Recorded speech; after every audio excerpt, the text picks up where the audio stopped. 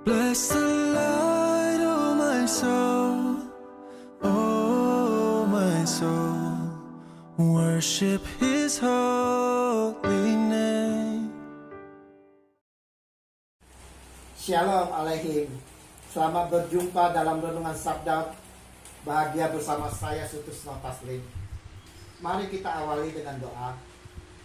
Dalam nama Bapa, Putra, dan Roh Kudus. Amin.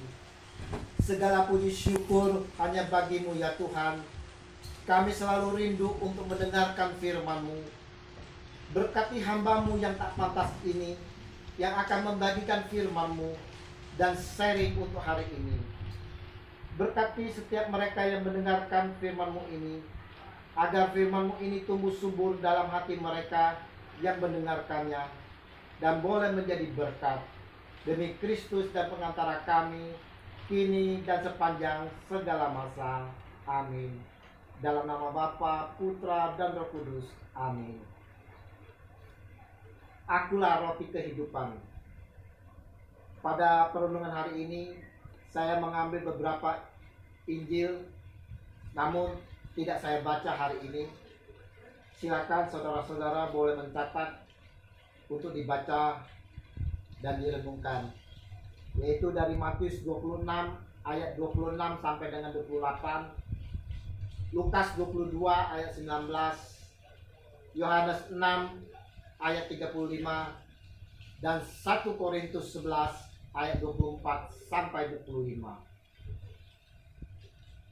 Sering kita dengar pertanyaan-pertanyaan di luar, mungkin di dalam diri hati kita sendiri sebagai orang Katolik timbul pertanyaan, apakah roti dan anggur dalam sakramen perjamuan kudus adalah benar-benar tubuh dan darah Kristus?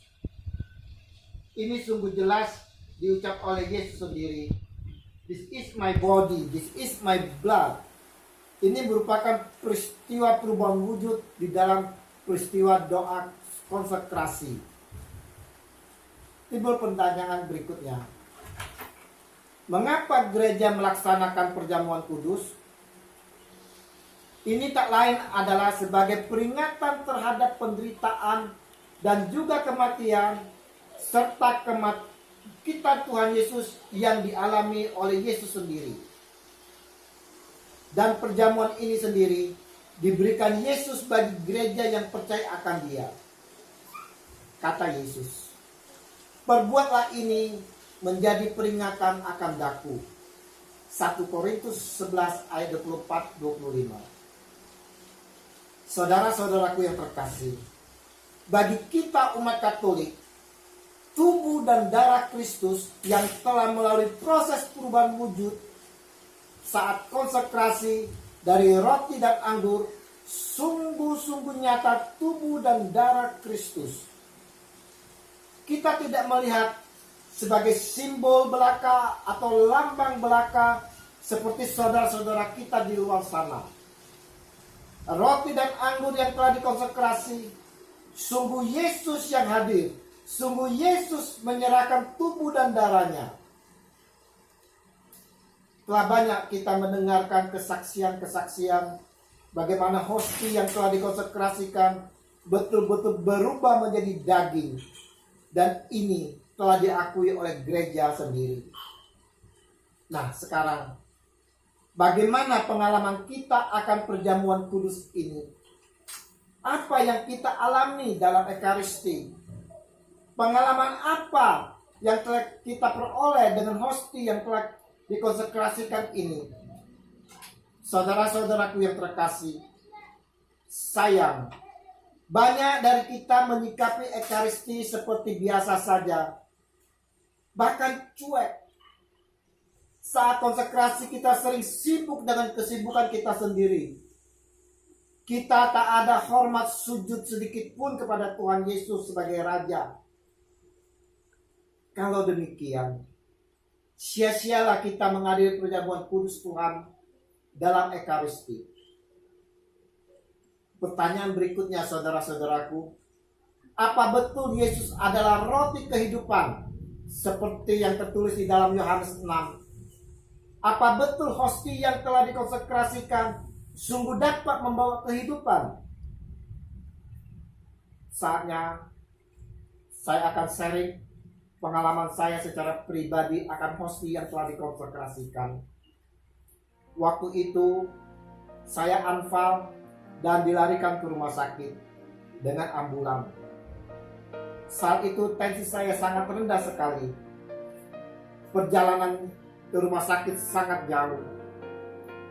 Dan mana lagi perjalanan macet, mobil sangat sulit bergerak.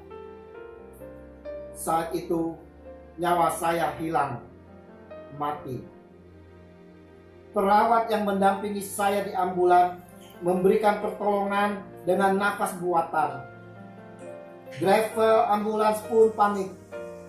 Selain dengan suara sirine, driver menghidupkan mikrofon berbicara untuk meminta jalan. Puji Tuhan, saya sampai di rumah sakit. Saya pun dirawat dan dimasukkan ke ruangan ICU. Oh ya, sesampainya di rumah sakit, keadaan saya antara sadar dan tidak sadar. Saya tak mengenal siapapun. Yang hanya saya kenal adalah istri saya. Tensi saya menunjukkan 60/39 dengan saturasi oksigen di bawah 70. 2 hari di ICU, antara sadar dan tidak sadar, saya merindukan komuni dan Yesus. Saya berucap, komuni Yesus, komuni Yesus, komuni Yesus. Kebetulan saat saya menyebut komuni Yesus, ada suster biara membesuk dan mendengarkan apa yang saya ucapkan. Dia berjanji esok hari akan membawa komuni bagi saya. Keesokan hari, suster sungguh datang, walaupun saya masih dalam keadaan sadar dan tak sadar. Juga keadaan tangan kiri saya sangat lemah, tak bisa diangkat. Suster tidak mengawali dengan ibadat singkat seperti biasanya, karena situasi dan kondisi saya. Sambil matanya tertuju pada monitor, di mana tensi saya masih menunjukkan 60/39. Suster lalu meletakkan hosti yang telah dikonsekrasikan ke lidah saya. Baru saja menyentuh lidah, belum dikecap, monitor langsung naik. Tensi saya langsung naik menjadi 120/100. Haleluya, puji Tuhan. Sungguh Yesus adalah roti kehidupan. Hosti yang sudah dikonsekrasikan, sungguh nyata Yesus hadir. Tubuh Yesus yang menyatu. Dengan iman penuh percaya, saya terima hosti yang telah dikonsekrasikan. Dan tensi saya langsung menjadi 120/100. Puji Tuhan, haleluya. Masih ragukah kita akan konsekrasi, akan ekaristi, akan perjamuan kudus? Masih ragukah kita dengan hosti dan anggur yang sudah dikonsekrasikan? Bagaimana seharusnya kita menyikapi ekaristi, menyikapi hosti yang sudah dikonsekrasikan? Mari, saudara-saudaraku yang terkasih dalam kasih Kristus, kita mau dengan sungguh-sungguh mengimani dan percaya akan roti dan anggur yang sudah dikonsekrasikan. Kita mau terus sujud sembah kepada Dia, Yesus Tuhan kita, yang adalah roti kehidupan, di mana telah memberikan tubuh dan darahnya bagi kita semua, supaya kita memperoleh kehidupan. Semoga renungan dan sharing ini bermanfaat dan menjadi berkat bagi sekalian. Tuhan Yesus, kami bersyukur boleh mengimani Engkau sebagai Tuhan kami. Engkau telah menyerahkan tubuh dan darah-Mu bagi kami, agar kami memperoleh kehidupan. Izinkanlah kami selalu boleh menyambut tubuh dan darah-Mu di dalam perayaan Ekaristi. Demi Kristus Tuhan pengantara kami, kini dan sepanjang segala masa. Amin. Dalam nama Bapa, Putra, dan Roh Kudus. Amin. Haleluya.